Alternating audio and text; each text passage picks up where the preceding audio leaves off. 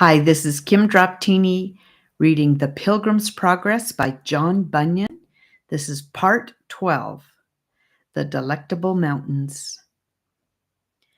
Now there was on the tops of these mountains shepherds feeding their flocks, and they stood by the highway side. The pilgrims therefore went to them, and leaning upon their staffs, as is common with weary pilgrims when they stand to talk with any by the way, they asked, "Whose delectable mountains are these? And whose be the sheep that feed upon them?" "These mountains are Emmanuel's land, and they are within sight of his city, and the sheep also are his, and he laid down his life for them." "Is this the way to the celestial city?" asked Christian. "You are just in your way." "How far is it thither?" "Too far for any but those that shall get thither indeed." "Is the way safe or dangerous?" "Safe for those for whom it is to be safe, but transgressors shall fall therein." "Is there in this place any relief for pilgrims that are weary and faint in the way?" "The Lord of these mountains hath given us a charge, not to be forgetful to entertain strangers.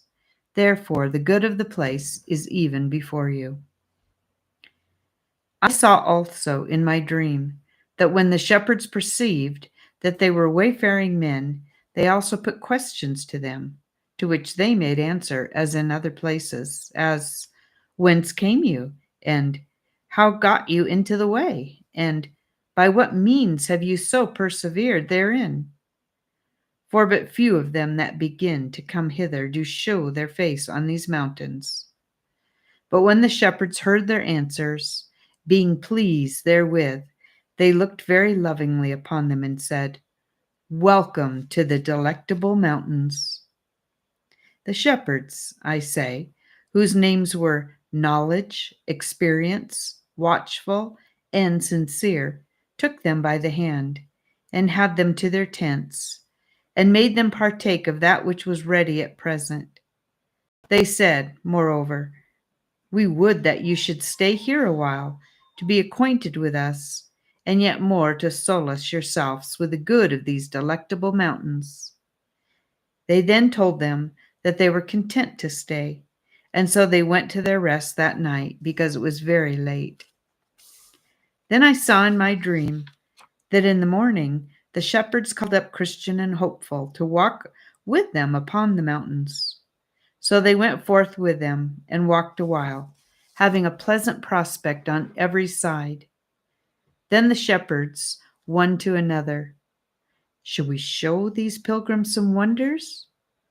So when they had concluded to do it, they had them first to the top of an hill called Error, which was very steep on the furthest side, and bid them look down to the bottom.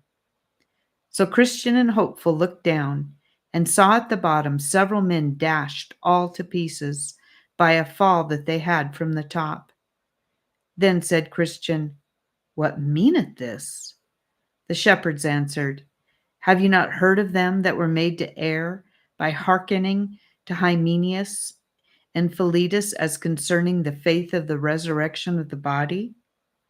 They answered, "Yes." Then said the shepherds, "Those that you see lie dashed in pieces at the bottom of this mountain are they, and they have continued to this day unburied, as you see, for an example to others to take heed how they clamber too high, or how they come too near the brink of this mountain." Then I saw that they had them to the top of another mountain, and the name of that is Caution, and bid them look afar off, which when they did, they perceived, as they thought, several men walking up and down among the tombs that were there. And they perceived that the men were blind, because they stumbled sometimes upon the tombs, and because they could not get out from among them. Then said Christian, "What means this?" The shepherds then answered, "Did you not see a little below these mountains a stile that led into a meadow on the left hand of this way?" They answered, "Yes." Then the shepherds, From that stile there goes a path that leads directly to Doubting Castle, which is kept by Giant Despair. And these men, pointing to them among the tombs, came once on pilgrimage, as you do now, even till they came to that same stile. And because the right way was rough in that place, they chose to go out of it into that meadow, and there were taken by Giant Despair and cast into Doubting Castle, where, after they had a while been kept in the dungeons, he at last did put out their eyes, and led them among these tombs, where he has left them to wander to this very day, that the saying of the wise men might be fulfilled: He that wandereth out of the way of understanding shall remain in the congregation of the dead. Proverbs 21:16. Then Christian and Hopeful looked one upon another, with tears gushing out, but yet said nothing to the shepherds. Then I saw in my dream that the shepherds had them to another place, in a bottom, where was a door in the side of a hill, and they opened the door and bid them look in. They looked in, therefore, and saw that within it was very dark and smoky. They also thought that they heard there a rumbling noise as of fire, and a cry of some tormented, and that they smelt the scent of brimstone. Then said Christian, What means this? The shepherds told them, saying, This is a byway to hell, a way that hypocrites go in at, namely, such as sell their birthright with Esau, such as sell their master with Judas, such as blaspheme the gospel with Alexander, and that lie and dissemble with Ananias and Sapphira his wife.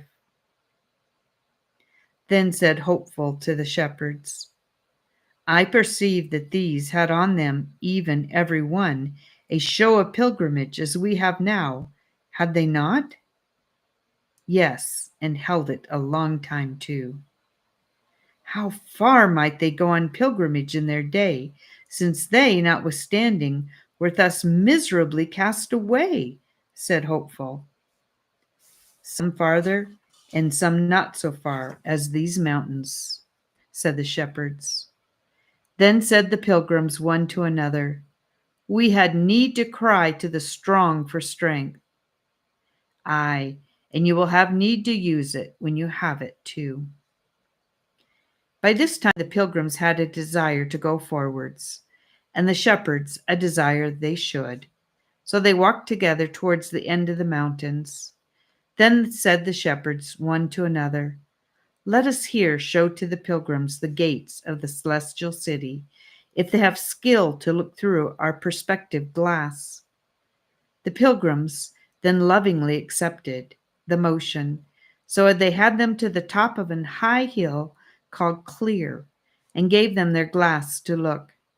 Then they essayed to look, but the remembrance of that last thing that the shepherds had showed them made their hand shake, by means of which impediment they could not look steadily through the glass.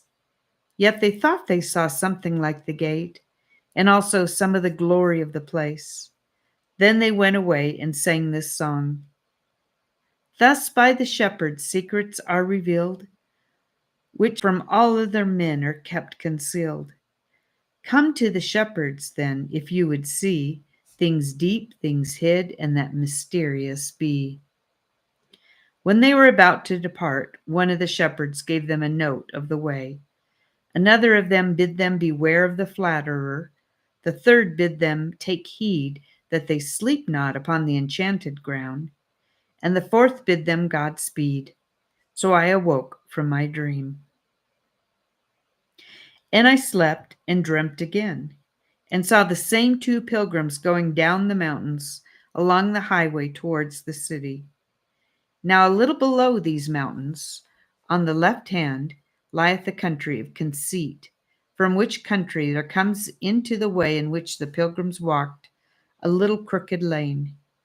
Here, therefore, they met with a very brisk lad that came out of that country, and his name was Ignorance. So Christian asked him from what parts he came and whither he was going. Sir, I was born in the country that lieth off there, a little on the left hand, and I am going to the celestial city. But how do you think to get in at the gate? For you may find some difficulty there. As other good people do, said he. But what have you to show at that gate that may cause that the gate should be opened to you? I know my Lord's will, and I have been a good liver. I pay every man his own. I pray, fast, pay tithes, and give alms, and have left my country for whither I am going.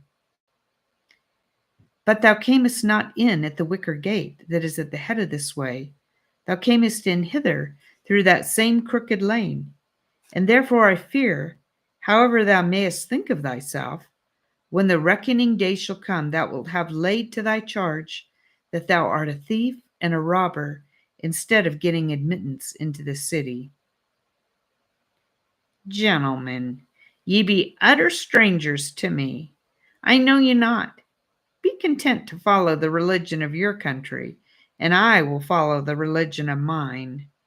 I hope all will be well. And as for the gate that you talk of, all the world knows that that is a great way off of our country.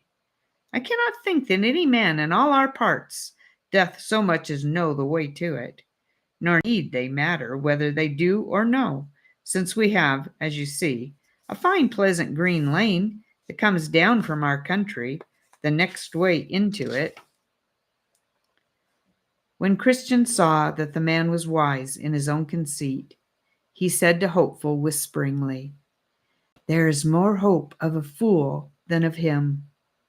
And said moreover, When he that is a fool walked by thy way, his wisdom faileth him, and he saith to every one that he is a fool. What? Shall we talk further with him, or outgo him at present, and so leave him to think of what he hath heard already, and then stop again for him afterwards, and see if by degrees we can do any good by him? Then said Hopeful, Let ignorance a little while now muse on what is said, and let him not refuse good counsel to embrace, lest he remain still ignorant of what's the chiefest gain. God saith, Those that no understanding have, although he made them he will not save. He added further, It is not good, I think, to say all to him at once. Let us pass him by, if you will, and talk to him anon, even as he is able to bear it. So they both went on, and ignorance he came after. Now when they had passed him a little way, they entered into a very dark lane, where they met a man whom 7 devils had bound with 7 strong cords, and were a carrying of him back to the door that they saw in the side of the hill. Now good Christian began to tremble, and so did Hopeful his companion. Yet as the devils led away the man, Christian looked to see if he knew him, and he thought it might be one Turnaway that dwelt in the town of Apostasy. But he did not perfectly see his face, for he did hang his head like a thief that is found. But being gone past, Hopeful looked after him, and espied on his back a paper with this inscription, Wanton Professor and Damnable Apostate. Then said Christian to his fellow, Now I call to remembrance that which was told me of a thing that happened to a good man hereabout. The name of the man was Little Faith, but a good man, and he dwelt in the town of Sincere. The thing was this, at the entering in of this passage, there comes down from Broadgate Way a lane called Dead Man's Lane, so called because of the murders that are commonly done there. And this Little Faith, going on pilgrimage, as we do now, chanced to sit down there and slept. Now there happened at that time to come down the lane from Broadway Gate 3 sturdy rogues, and their names were Faint Heart, Mistrust, and Guilt, 3 brothers. And they seeing Little Faith where he was, came galloping up with speed. Now the good man was just awake from his sleep, and was getting up to go on his journey. So they came all up to him, and with threatening language bid him stand. At this, Little Faith looked as white as a clout, and had neither power to fight nor fly. Then said Faint Heart, Deliver thy purse. But he making no haste to do it, for he was loath to lose his money, Mistrust ran up to him and, thrusting his hand into his pocket, pulled out thence a bag of silver. Then he cried out, Thieves! Thieves!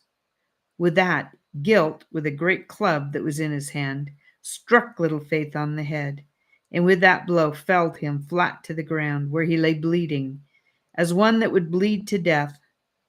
All this while the thieves stood by, but at last they hearing that some were upon the road, and fearing lest it should be one great grace that dwells in the city of good confidence, they betook themselves to their heels, and left this good man to shift for himself.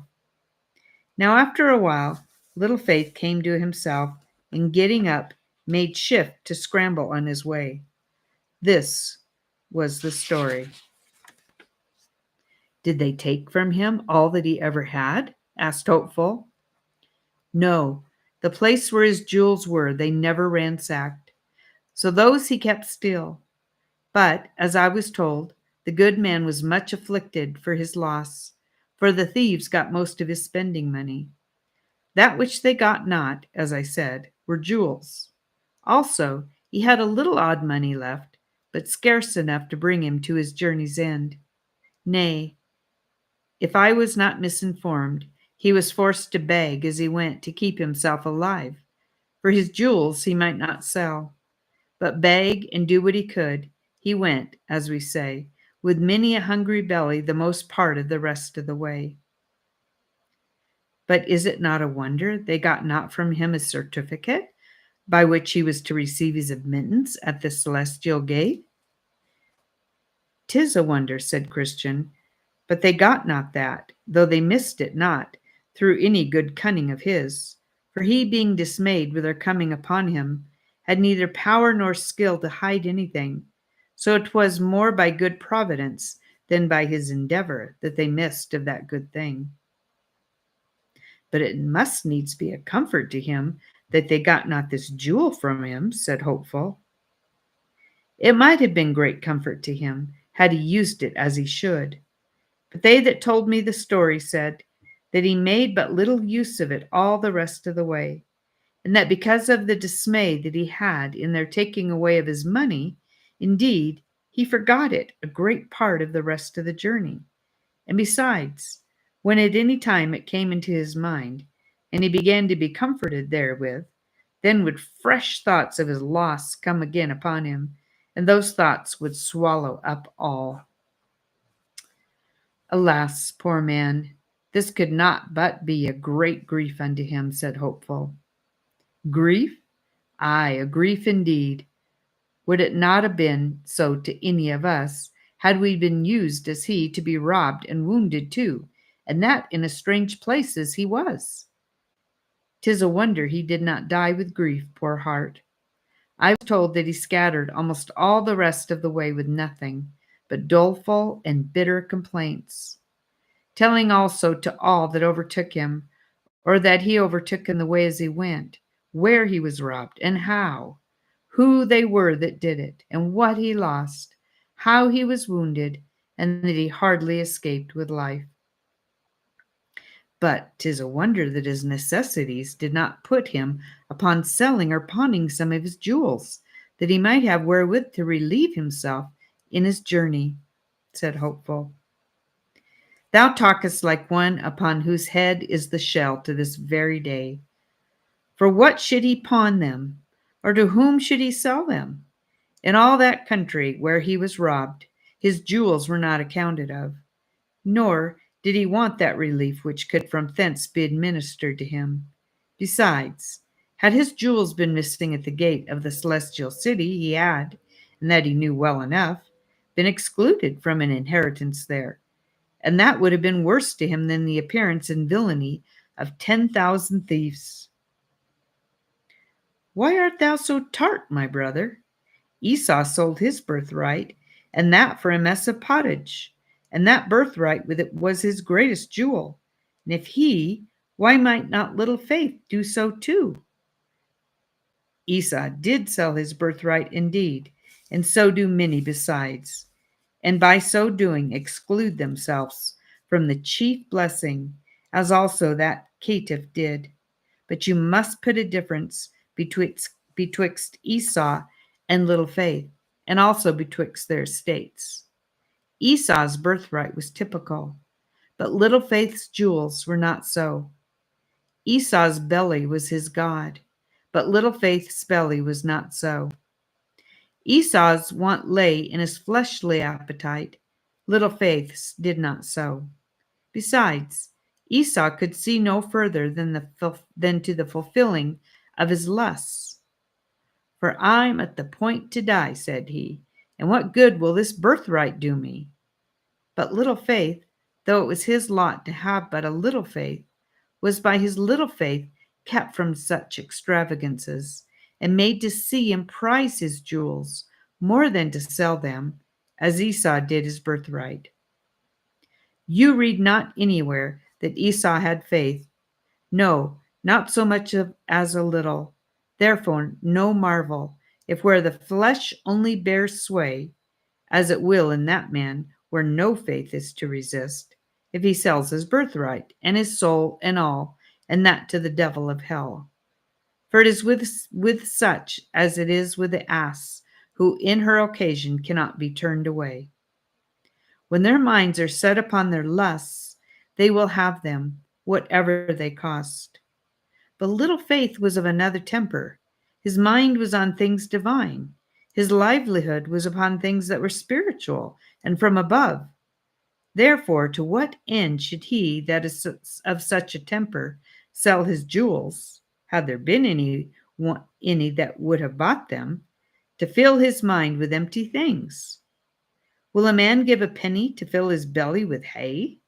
Or can you persuade the turtle dove to live upon carrion like the crow?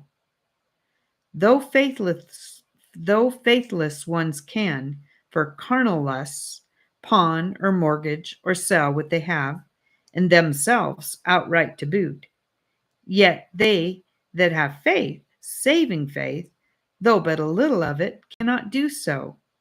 Here, therefore, my brother, is thy mistake. I acknowledge it, but yet your severe reflection had almost made me angry. Why, I did but compare thee to some of the birds that are of the brisker sort, who will run to and fro in trodden paths with a shell upon their heads. But pass by that, and consider the matter under debate, and all shall be well betwixt thee and me. But, Christian, these three fellows, I am persuaded in my heart, are but a company of cowards. Would they have run else, think you, as they did, at the noise of the one that was coming on the road? Why did not little faith pluck up a greater heart?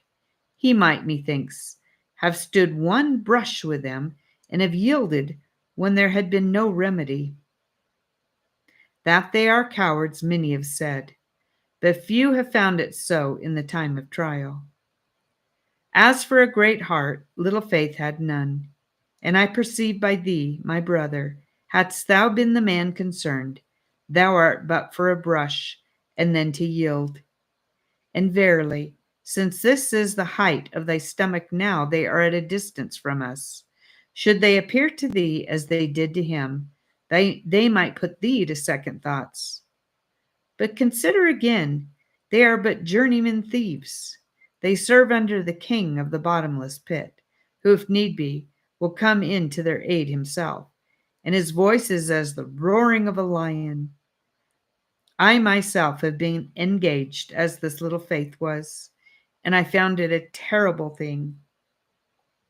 These three villains set upon me, and I beginning like a Christian to resist, they gave but a call, and in came their master. I would, as the saying is, have given my life for a penny, but that, as God would have it, I was clothed with armor of proof, and yet though I was so harnessed, I found it hard work to quit myself like a man. No man can tell what in that combat attends us, but he that hath been in the battle himself. Well, but they ran, you see, when they did. But suppose that one great grace was in the way. True, they have often fled, both they and their master, when great grace hath appeared. And no marvel, for he is the king's champion. But I trow you will put some difference between little faith and the king's champion.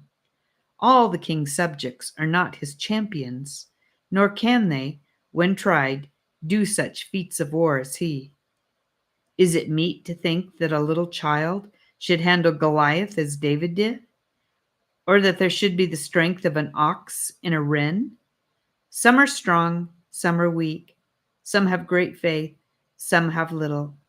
This man was one of the weak, and therefore he went to the walls. I would it had been great grace for their sakes. If it had been he, said Christian, he might have had his hands full. For I must tell you that though great grace is excellent good at his weapons, and has and can, so long as he keeps them at sword's point, do well enough with them. Yet if they get within him, even faint heart, mistrust, or the other, it shall go hard, but they will be thrown upon his heels. And when a man is down, you know what can he do.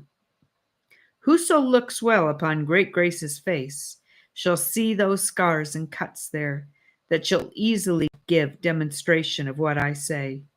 Yea, once I heard that he should say, and that when he was in the combat, we despaired even of life. How did these sturdy rogues and their fellows make David groan, mourn, and roar? Yea, Heman and Hezekiah too, though champions in their way, were forced to bestir them, when by these assaulted. And yet, that notwithstanding, they had their coats sunly brushed by them. Peter, upon a time, would go try what he could do. But though some do say of him that he is the prince of the apostles, they handled him so that they made him at last afraid of a sorry girl. Besides, their king is at their whistle. He is never out of hearing. And if at any time they be put to the worst, he, if possible, comes to help them. And of him it is said, the sword of him that layeth at him cannot hold, the spear, the dart, nor the habergeon. He esteemeth iron as straw, and brass as rotten wood. The arrow cannot make him fly. Sling stones are turned with him into stubble. Darts are counted as stubble. He laugheth at the shaking of a spear. What can a man do in this case? 'Tis true, if a man could at every turn have Job's horse, and had skill and courage to ride him, he might do notable things. For his neck is clothed with thunder. He will not be afraid as the grasshopper. The glory of his nostrils is terrible. He paweth in the valley, rejoiceth in his strength, and goeth out to meet the armed men. He mocketh at fear, and is not affrighted, neither turneth back from the sword. The quiver rattleth against him, the glittering spear, and the shield. He swalloweth the ground with fierceness and rage, neither believeth he that it is the sound of the trumpet. He saith among the trumpets, Ha, ha, and he smelleth the battle afar off, the thundering of the captains and the shoutings. But for such footmen as thee and I are, let us never desire to meet with an enemy, nor vaunt as if we could do better, when we hear of others that they have been foiled, nor be tickled at the thought of our own manhood, for such commonly come by the worst when tried. Witness Peter, of whom I made mention before. He would swagger, aye, he would. He would, as his vain mind prompted him to say, do better and stand more for his master than all men. But who so foiled and run down by these villains as he? When therefore we hear that such robberies are done on the king's highway, two things become us to do. First, to go out harnessed, and to be sure to take a shield with us. For it was for want of that he that laid so lustily at Leviathan could not make him yield. For indeed, if that be wanting, he fears us not at all. Therefore, he that hath skill hath said, above all, take the shield of faith, wherewith ye shall be able to quench all the fiery darts of the wicked. 'Tis good also that we desire of the king a convoy, yea, that he will go with us himself. This made David rejoice in the valley of the shadow of death. And Moses was rather for dying where he stood than to go one step without his God. O my brother, if he will but go along with us, what need we be afraid of 10,000s that shall set themselves against us? But without him, the proud helpers fall under the slain. I, for my part, have been in the fray before now, and though, through the goodness of him that is best, I am, as you see, alive, yet I cannot boast of my manhood. Glad shall I be if I meet with no more such brunts, though I fear we are not got beyond all danger. However, since the lion and the bear hath not as yet devoured me, I hope God will also deliver us from the next uncircumcised Philistine.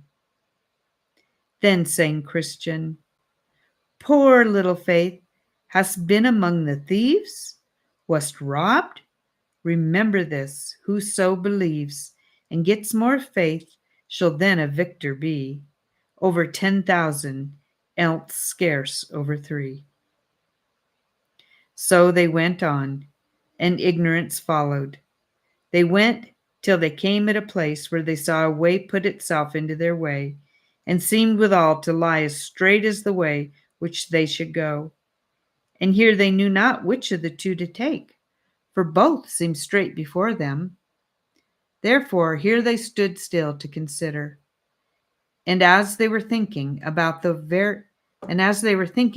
way, behold, a man, black of flesh, but covered with a very light robe, came to them and asked them why they stood there.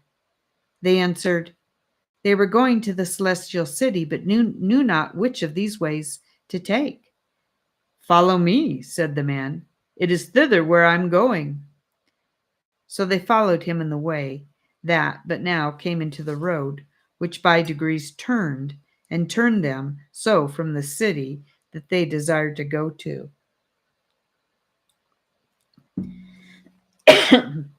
That in little time their faces were turned away from it. Yet they followed him. But by and by, before they were aware, he led them both within the compass of a net, in which they were both so entangled that they knew not what to do. And with that, the white robe fell off the black man's back. Then they saw where they were. Wherefore there they lay crying some time, for they could not get themselves out.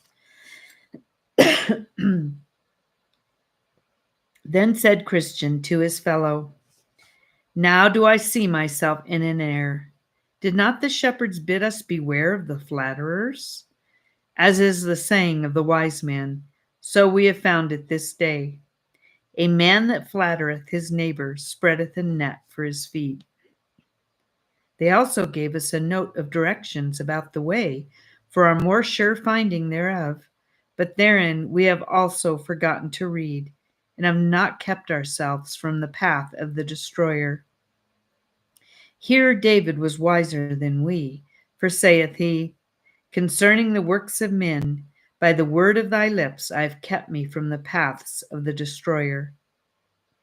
Thus they were bewailing themselves in the net. At last they espied a shining one coming towards them, with a whip of small cord in his hand. When he was come to the place where they were, he asked them whence they came, and what they did there.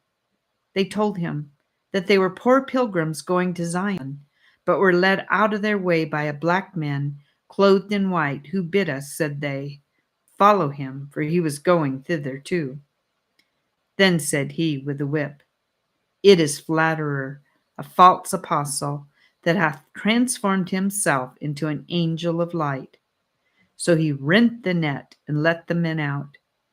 Then said he to them, Follow me, that I may set you in your way again. So he led them back to the way which they had left to follow the flatterer. Then he asked them, saying, Where did you lie the last night? They said, With the shepherds upon the Delectable mountains.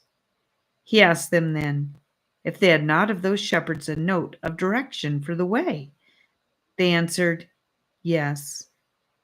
But did you not, said he, when you were at a stand, pluck out and read your note? They answered, No. He asked them, Why? They said they forgot. He asked, moreover, if the shepherds did not bid them beware of the flatterer. They answered, Yes, but we did not imagine, said they, that this fine-spoken man had been he. Then I saw in my dream that he commanded them to lie down, which when they did, he chastised them sore, to teach them the good way wherein they should walk. And he chastised them, and as he chastised them, he said, As many as I love, I rebuke and chasten. Be zealous, therefore, and repent. This done, he bid them go on their way, and take heed to the other directions of the shepherds. So they thanked him for all his kindness, and went softly along the right way, singing, Come hither, you that walk along the way. See how the pilgrims fare that go astray. They catched are in an entangling net, cause they good counsel lightly did forget. 'Tis true they rescued were, but yet you see they're scourged to boot. Let this your caution be. Now after a while they perceived afar off one coming softly and alone all along the highway to meet them. Then said Christian to his fellow, Yonder is a man with his back toward Zion, and is coming to meet us. And that is the end of part 12. May God bless you, and I hope you'll join me for part 13.